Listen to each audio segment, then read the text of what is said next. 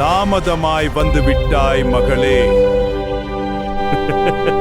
நல்ல பொழுதுபோக்கை நீ பார்க்கவில்லை. பொழுதுபோக்கா? அப்பா, இன்றைக்கு எத்தனை உயிர் பலியானது? அமைச்சரே, அடுத்த நிகழ்ச்சி என்ன? குற்றவாளியை அழைத்து வாருங்கள். உனக்கும் என்னைப் போலவே ரசனை இருக்கும் என நினைத்தேன் மகளே. நீ என்னைப் போல அல்ல.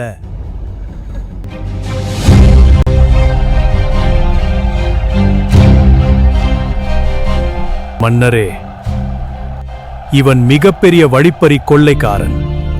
இவன் பொது மக்களின் பொருளை கொள்ளையடித்தது மட்டுமல்லாமல் பல பேரின் உயிரை கொன்ற படுபாதகன் இவன்.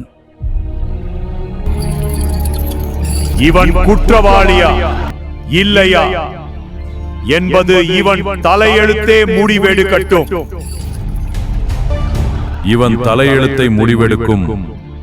அந்த 2 பெட்டிகளையும் கொண்டு வாருங்கள்.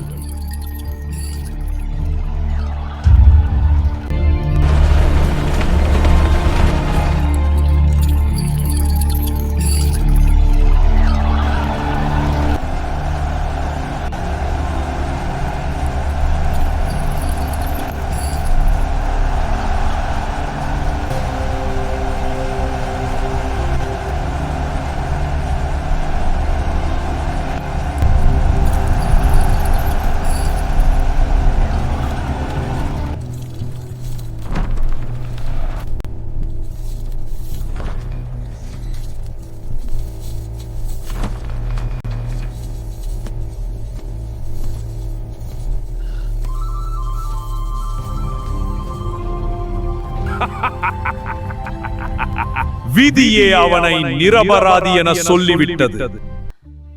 அடே கொள்ளைக்காரனே, இனி நீ கொள்ளை செய்யக்கூடாது. அந்த பெண்ணை திருமணம் செய்து கொண்டு சந்தோஷமாக வாழ்.